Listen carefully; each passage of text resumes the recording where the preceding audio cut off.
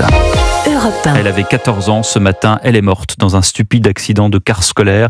34 autres lycéens ont été blessés. Le chauffeur de ce car, qui roulait sur une route près de Châteaudun, a été contrôlé positif aux stupéfiants. Guillaume Dominguez, vous êtes sur place pour Europe 1 en direct. Bonsoir. Bonsoir Pierre, bonsoir à tous. Cet homme de 26 ans a été placé en garde à vue et il a livré cet après-midi sa première version aux enquêteurs.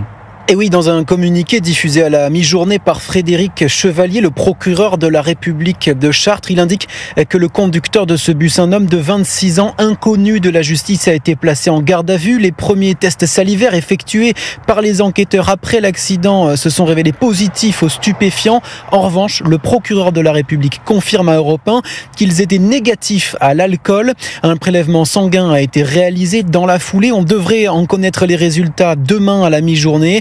Et selon ses premières déclarations, ce chauffeur raconte avoir croisé un véhicule circulant trop proche de la ligne blanche. Il a dit avoir voulu l'éviter et s'est retrouvé dans le fossé. L'accident a fait une victime, une adolescente de 14 ans. 2 autres enfants sont en urgence relative. 14 élèves étaient présents à bord du bus. Cet après-midi, le maire de la commune de Châteaudun, Fabien Vigier, les a rencontrés. Il a tenu à saluer leur courage au micro d'Europe 1. Je salue la solidarité entre ces jeunes. Ils sont aidés, ils sont passés par les trappes, ils ont une solidarité pour sortir, ils ont été héros dans un contexte difficile. Et puis aujourd'hui, respecter la douleur de la famille à laquelle on pense énormément. Et quand je voyais des élèves de sa classe de seconde tout à l'heure en larmes, c'est très touchant. Moi, en tant que maire, je suis très en colère. On rétablira les faits ensuite, les causes, les conséquences, celles et ceux qui ont fauté.